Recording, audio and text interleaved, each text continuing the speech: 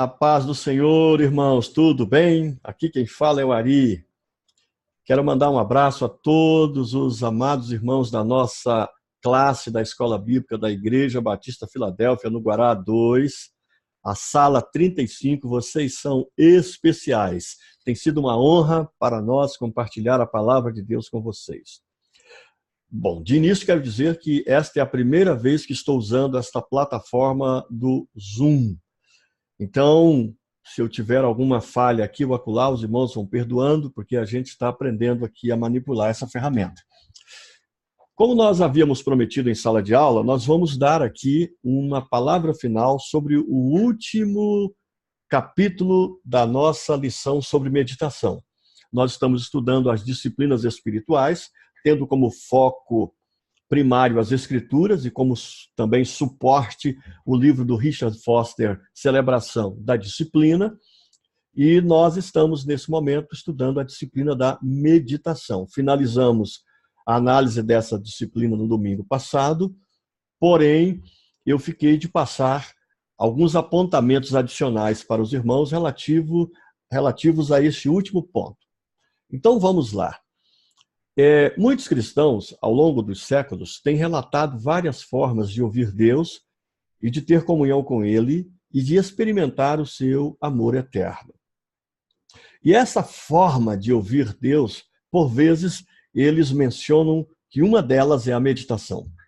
E, como nós falamos em sala de aula, nós mencionamos que na história da comunicação do homem com Deus, existem dois importantes pontos que nós analisamos. O primeiro deles é ouvir Deus e o segundo deles é obedecer Deus. Então, a comunhão do homem com Deus, ela tem por foco essa audição e essa obediência. É óbvio que quando nós nos relacionamos com Deus, nós falamos com Ele, mas também nós precisamos ouvi-lo. A meditação, ela nos auxilia nesse aspecto da audição das coisas que Deus nos fala. Ela, portanto, é uma importante ferramenta que Deus nos deixou para aprendermos a aprimorar o nosso modo de ouvir Deus. Repito, e quero ser bem enfático, a meditação não é a única forma que temos para ouvir Deus. Ela é apenas um instrumento que nos auxilia a desenvolver a nossa capacidade de ouvir Deus. E no último ponto da nossa lição, as formas de meditação, esse último ponto está estratificado em 4 aspectos. O primeiro é a meditação nas Escrituras. É uma forma de meditação, também chamada de meditatio scripturarum. O segundo aspecto é a meditação por recompilação ou convergência. O terceiro é a meditação na criação. E, por último, nós temos a meditação nos fatos do nosso dia. Então, vamos começar nesse elemento inicial da história, da forma de meditação, que é a meditação nas Escrituras, meditatio scripturarum. Nós, em sala de aula, tivemos oportunidade de fazer um pequeno exercício de meditação no texto de Marcos, capítulo 2, versículos de 1 a 12. Importante destacar que a meditação nas Escrituras é, sem dúvida, uma demonstração de que a Escritura, a palavra de Deus, ela é o elemento central da meditação. Todas as outras formas de meditação, seja a meditação por recompilação, nesse item 2, seja a meditação na criação, item 3, seja a meditação no item 4, todas essas formas, elas precisam ser exercidas sob uma perspectiva bíblica. Então, a Bíblia é o elemento central, ela vai nos nortear a prática da meditação. E aqui há um ponto importante. Essa meditação nas Escrituras, o exercício que iremos fazer, nós iremos unir a Escritura com a nossa imaginação.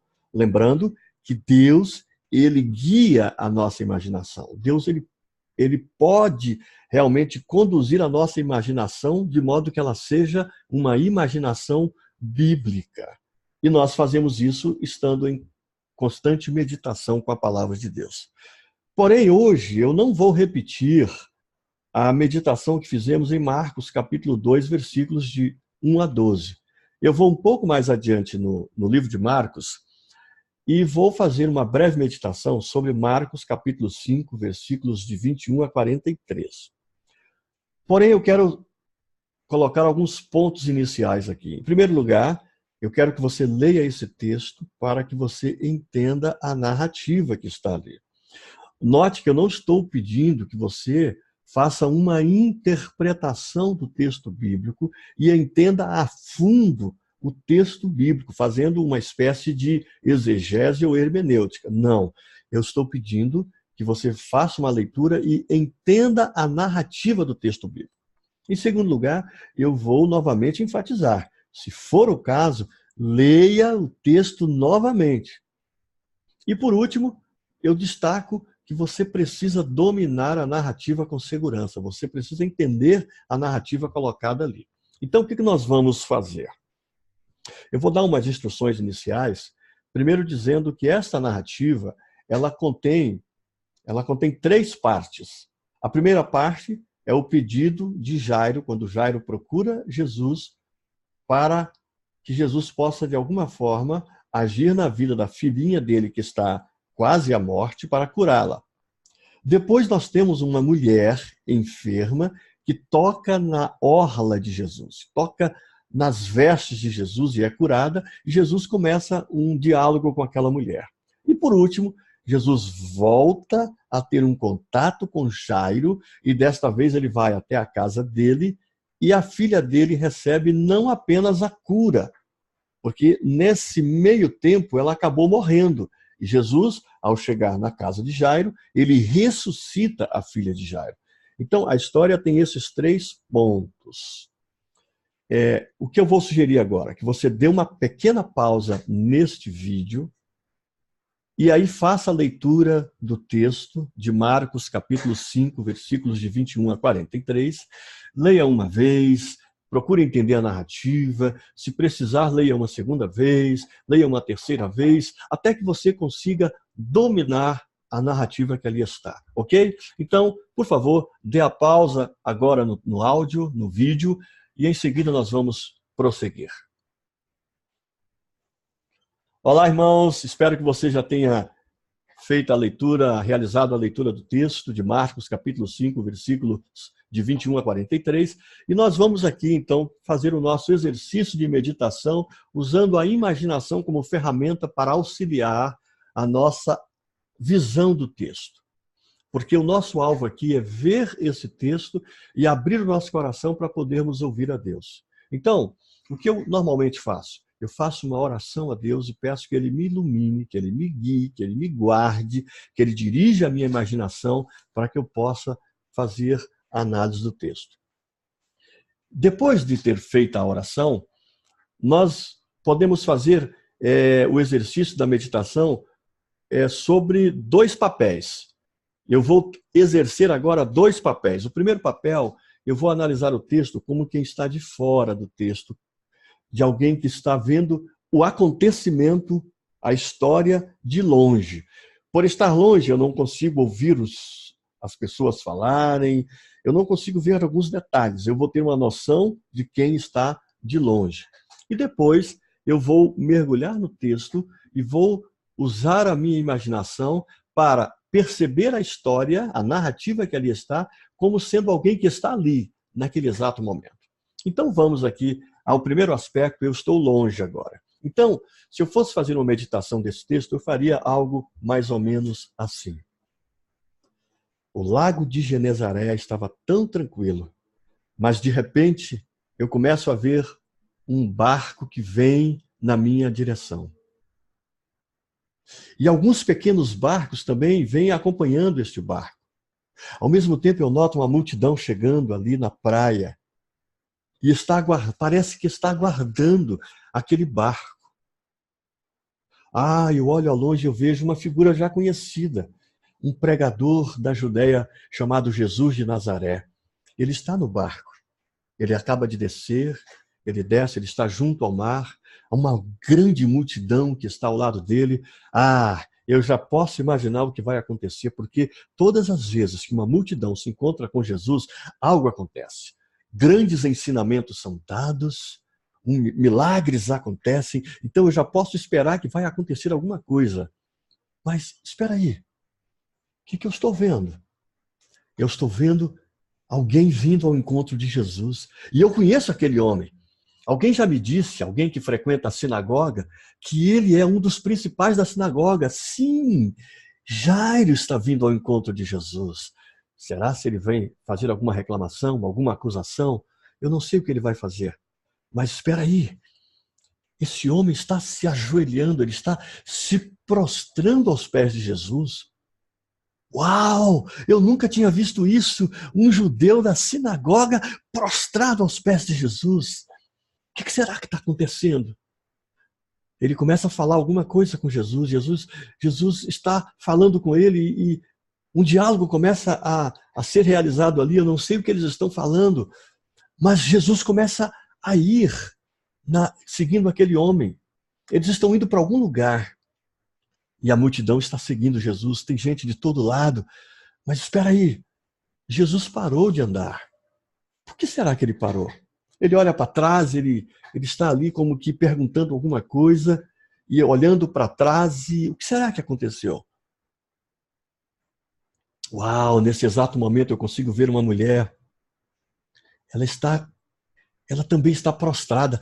Como é incrível! Todas as pessoas que se aproximam de Jesus e que têm alguma coisa especial com ele acabam se prostrando. Eu vejo agora mais uma pessoa se prostrando, e dessa vez é uma mulher. E Jesus está falando alguma coisa com ele. Uau! Nesse exato momento em que Jesus está falando com aquela mulher, parece que ele se esqueceu de Jairo. Jairo ficou ali no canto, mas Jairo continua perto dele.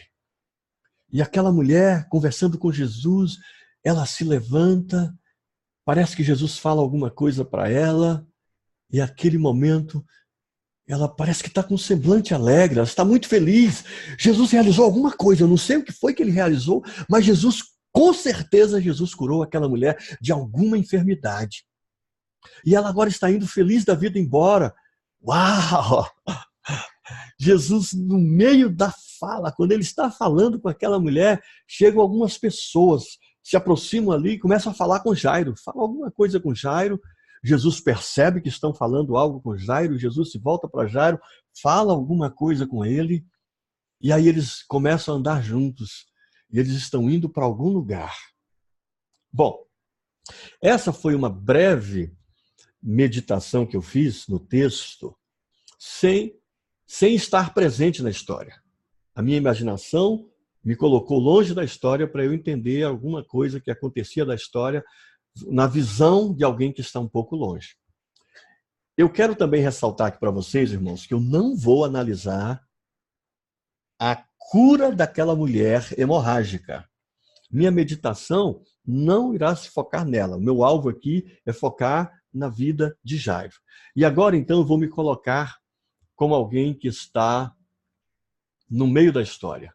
Mas eu poderia fazer aqui como alguém que estava dentro do barco, quando Jesus ia para a multidão, ia para a praia. Eu podia me colocar como alguém que estava ali na beira da praia esperando Jesus, mas eu vou me colocar como alguém que está ao lado de Jairo. Eu estou acompanhando Jairo naquela história. Então eu estou vendo Jairo e eu vejo o semblante dele apreensivo. Afinal de contas, Jairo está com a sua filha quase à morte. Ele deixou a sua filha para ir procurar Jesus porque ele ouviu falar que esse pregador de Nazaré é também um realizador de milagres. Ele tem curado muitas pessoas. E olha, eu posso ver aqui no semblante de Jairo uma preocupação. Ele está preocupado com o Sinédrio. O que vão falar dele? Os representantes do Sinédrio podem fazer severas acusações contra Jairo, mas Jairo não está muito preocupado com isso no momento, porque o que ele quer é a cura da filha dele. Então eu posso ver no semblante de Jairo alguém que está apreensivo, porque ele deixou a filha quase à morte. E se a filha dele morrer enquanto ele está saindo? Ele não vai ver a filha. Qual vai ser a última lembrança que ele terá dela? Então Jairo está com essa apreensão. Ao mesmo tempo eu vejo um fio de esperança. Será que Jairo vai conseguir falar com Jesus? E Jesus vai realizar a cura na vida da filha dele? Bom, o fato é que nesse momento Jairo está se aproximando, Jesus está acabando de descer do barco, está ainda na praia, junto do mar, e Jairo se aproxima dele, e Jairo começa a falar com ele insistentemente. Uau, Jairo está sendo insistente, ele está pedindo a Jesus que vá até a casa dele, imponha as mãos sobre a filha dele, e aí ele declara algo que é sensacional, vindo dos lábios de um dos principais da sinagoga. Ele disse: Jesus, se você tocar as mãos sobre ela, a minha filha será salva daquela doença e viverá. Uau, quanta fé! Jesus então caminha com Jairo, eu vejo o semblante de Jairo, olha a alegria dele, Jesus está indo para a casa dele. Jairo pode que como que querendo apressar Jesus para ir, mas há uma multidão que aperta todo mundo ali, está muito confuso ali, muita gente ali perto, mas Jairo não sai de perto de Jesus, porque Jesus está indo para a casa dele para curar a filha dele. Mas, nesse momento Jesus para, Jairo fica sem entender. Eu olho para Jairo e Jairo fica sem entender, e Jesus então começa a falar uma coisa assim meio estranha.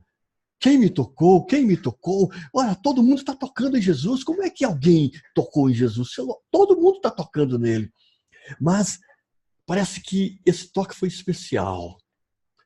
E Jesus agora para e começa a falar com uma mulher. Eu não estou muito preocupado com o que Jesus está falando com aquela mulher agora, porque eu estou olhando para Jairo. E eu vejo Jairo meio apreensivo. O tempo está passando. A cada minuto que passa, a morte se aproxima da vida da filha de Jairo. E Jesus, como que absolutamente despreocupado com a história que Jairo acabara de contar para ele, para e começa a dialogar com uma mulher. Se Jairo tivesse um relógio, ele estaria olhando para o relógio dizendo: os minutos estão passando, a qualquer momento minha filha pode morrer.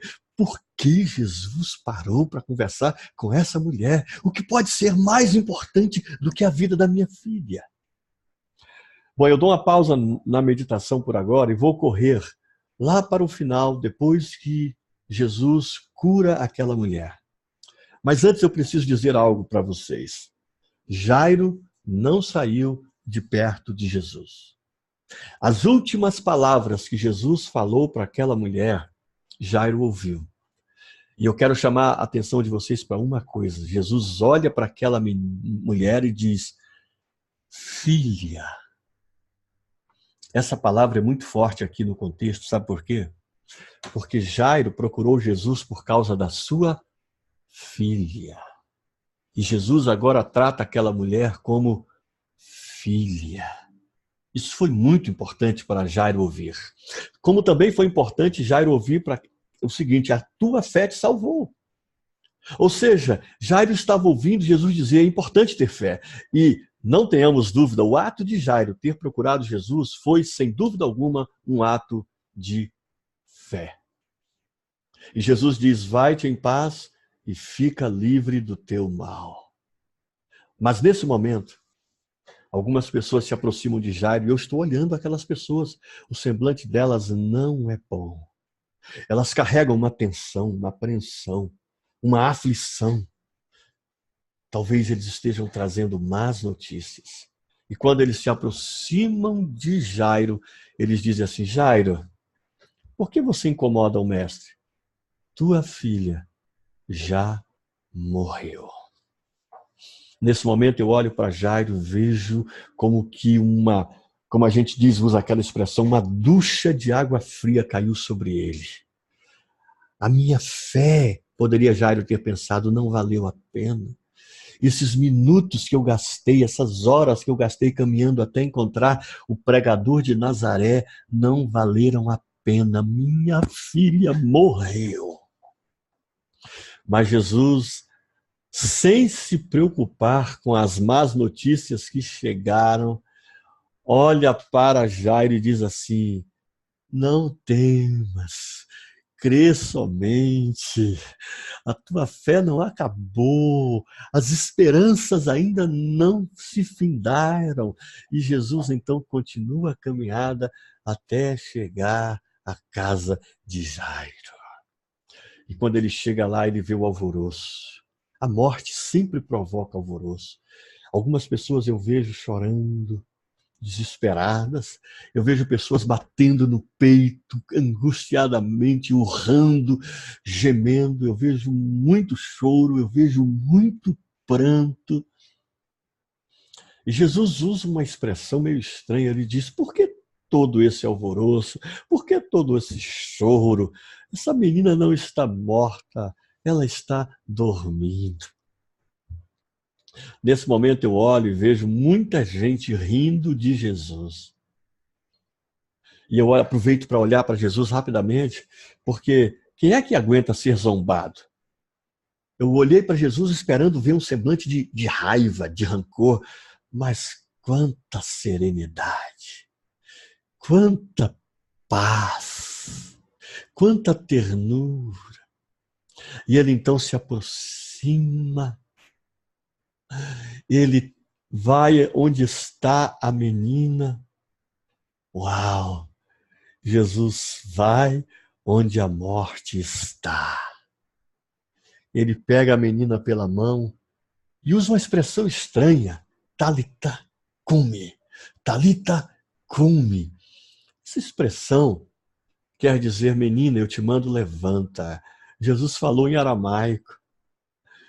E imediatamente, uau, eu olho para a menina, ela está se levantando, ela se põe a andar, a alegria volta para aquela casa, e eu novamente volto os meus olhos para Jairo, e o que eu vejo? Eu vejo um semblante de um pai em paz, cheio de alegria e de gozo, que pode dizer firmemente em seu coração: vale a pena ter fé. Jesus veio e curou a minha filha. Eu encerro aqui a minha meditação, e se eu estivesse na minha casa, esse seria o momento em que eu faria uma breve oração a Deus, com base nesses insights que eu obtive, nesses impulsos espirituais que eu obtive enquanto eu meditava na palavra. Eu iria falar com Deus, iria esperar ouvi-lo, o que ele tem a me dizer. Então, irmãos, esse foi o exemplo da meditação nas Escrituras. Mas nós temos um outro exemplo que o Richard Foster chama de meditação por recompilação, e alguns dos Quakers chamam de convergência.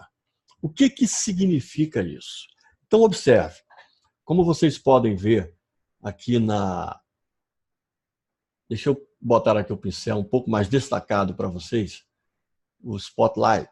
Olha só, nesse ponto 2, o texto vai nos dizer que recompilar é reunir textos de diversas fontes em uma única obra. É agregar ideias de várias fontes em um único texto. Bom, o que eu quero dizer para vocês a respeito deste modo de meditação? É comum que em vários momentos de nossos dias nós nos sintamos como pessoas que estão num turbilhão de sentimentos, de experiências, de emoções, por causa das circunstâncias que nós vivenciamos ao longo dos dias. Nós precisamos aprender a recompilar, a convergir, a pegar esses múltiplos, entre aspas, textos do nosso dia, textos que são tristes, que são de ansiedade, que são de frustrações, que são de experiências com Deus, que são de alegria, que são de gozo, esses vários textos, e reunir num único corpo para podermos ver o que Deus fez ou fará a respeito da nossa vida. Quando nós realizamos isso, nós chamamos, o Richard Foster chama isso de meditação por recompilação ou convergência. Então, isso significa, deixe-me voltar novamente aqui ao spotlight aqui, isso significa concentrar os seus pensamentos nas atividades que você vivenciou durante o dia. Uma boa forma de denominar isso seria chamá-lo de entregar e receber. como as duas partes, os dois componentes da respiração: expirar e inspirar. Deixa eu mostrar isso para vocês. Então, você vai separar um momento, um local tranquilo, onde você possa livremente meditar. E o seu alvo aqui não é a escritura, é o que você experimentou ao longo dos dias ou ao longo daquele dia. Então você vai estar no local tranquilo e você vai como que respirar as circunstâncias.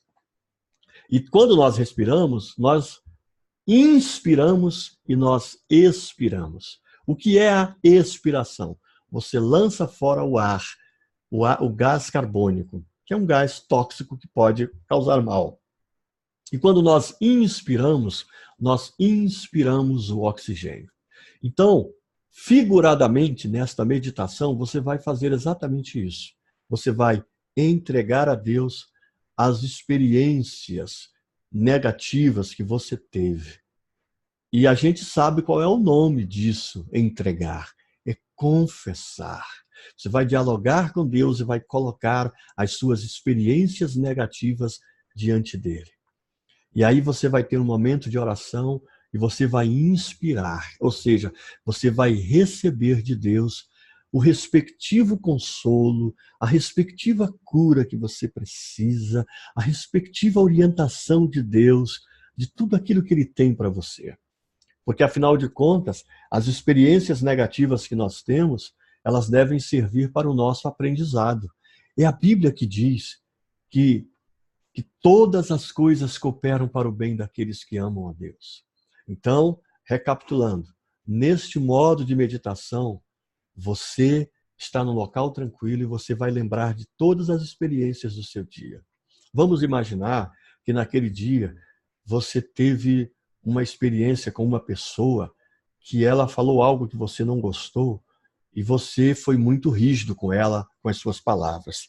Supondo que o nome dessa pessoa seja Davi, por exemplo, você chegaria e diria agora: Deus, o Davi falou palavras duras para mim e eu não poderia ter respondido daquela forma. Afinal, o Senhor me diz na tua palavra que eu não posso retribuir o mal com o mal. Deus, mas eu falei palavras duras para o Davi. Ó Senhor, perdoa-me. Eu lanço diante de ti esse meu comportamento negativo, Pai. E aí você, no meio dessa oração, você tenta ver o que Deus está falando com você e você vai recebendo tudo o que Ele está falando. Você está expirando e inspirando. Você está permitindo que a sua vida seja mudada. Então, irmãos, essa é uma forma muito importante. Então, ouça aqui, eu vou repetir aqui só para a gente entender. Deixe-me voltar novamente aqui o Spotlight. Ok? Então, a mente pode estar envolta em um turbilhão de pensamentos, questionamentos e dúvidas. São esses pensamentos, questionamentos e dúvidas que você vai entregar, que você vai confessar, você vai fazer como na respiração, você vai expirar, você vai botar para fora. Pela recompilação ou convergência, você, com a ajuda do Espírito Santo, não esqueça isso, é sempre com a ajuda do Espírito Santo. Você redirecionará a sua mente para que ela obtenha paz e quietude. Porque você há de convir que esse turbilhão de pensamentos negativos, de questionamentos e de dúvidas, vão deixar a tua mente a 1000 por hora. Ela vai estar profundamente inquieta, ansiosa. E aí, pela meditação, por recompilação ou convergência, você vai chamar a paz novamente para a sua vida. Então, é semelhante à respiração, como eu falei. Expirar, você vai entregar ao Senhor as experiências negativas pela confissão. E inspirar, você vai receber de Deus o consolo e o perdão que você necessita. Ok? Então, vamos lá. Prosseguindo, a terceira forma de meditação é a meditação na criação. Aqui trata-se de uma concentração dos pensamentos, porque nós falamos que meditação basicamente é concentrar os pensamentos em Deus, na sua palavra, nos seus feitos, na criação, para que nós tenhamos condição de obter verdades espirituais que devem ser aplicadas na nossa própria vida, na comunidade onde estamos, para que nós nos tornemos pessoas relevantes onde nós estamos inseridos. Ok? Então você vai concentrar aqui na meditação, na criação, você vai concentrar os pensamentos a partir daquilo que você percebe da criação. Seja uma percepção visual, aquilo que você está vendo, seja uma percepção olfativa, talvez o perfume de uma flor, seja uma percepção auditiva, talvez o som de um pássaro cantando, ou de algum grilo, enfim. Você vai parar aí e vai observar essas coisas. Então, esta forma de meditação é também chamada por muitos de oração contemplativa ou oração meditativa. Neste modelo, busca-se desfrutar a glória de Deus sendo proclamada pela natureza, reconhecendo-a como obra das mãos de Deus. A natureza é obra das mãos de Deus. O salmista diz que os céus proclamam a glória do Senhor. Então, os fenômenos naturais são uma eloquente proclamação da glória de Deus. Então, é importante que você separe momentos para contemplar a natureza e transformar isso numa oração, num diálogo com Deus, onde você conversa com Ele a respeito do que você está vendo na natureza e você vai recebendo dele as orientações para o seu dia. Ok? O quarto e último ponto ou forma de meditação é a meditação nos fatos do nosso tempo. O que basicamente é isso? Deixa eu tomar um pouco de água aqui. Ok. O que é isso aqui? Então, deixe-me mostrar algo aqui para vocês. Olha só. Meditar nos fatos do nosso tempo. Ou seja, nas coisas que acontecem. Mas aqui você não vai fazer meditação nas coisas que acontecem para fazer aquela segunda forma, a recompilação, convergência. Não. O alvo aqui é um pouco diferente. Então vejam só. Nós temos a obrigação de penetrar no significado dos acontecimentos do nosso tempo, com o propósito de exercer uma espécie de ação profética, denunciar as coisas negativas, aconselhar ou mesmo interferir sobrenaturalmente. Deixe-me mostrar dois exemplos. Esse texto aqui, de Atos 1, de 15 a 21, é o momento em que Pedro está ali reunido com os apóstolos. Eram 11, porque Judas havia morrido. E Pedro, então, se levanta no meio dos apóstolos e diz: irmãos, olha, Judas nos deixou. Judas morreu. Mas a palavra de Deus diz que outro deve tomar o seu lugar. Então, nós devemos escolher algum dentre nós que participou de tudo que nós vivenciamos, que viu o Senhor, que viu a sua morte, que viu a sua ressurreição, enfim, que participou de todas essas coisas, para que assuma o lugar de Judas nesse apostolado. O que Pedro fez? Vocês acham que isso aqui foi um insight que veio em Pedro? Não. Pedro, ele olhou os acontecimentos do seu tempo e começou a meditar sobre eles, a pensar sobre eles. E aí, ele tomou uma ação a partir daquilo que ele pensou. A ação foi o quê? Ele comparou com a Escritura, ele interpretou o acontecimento à luz da Escritura e ele concluiu: outra pessoa precisa tomar o lugar de Judas. E eu não estou vendo entre os meus irmãos aqui ninguém com esse tipo de iniciativa de querer fazer algo para preencher a lacuna.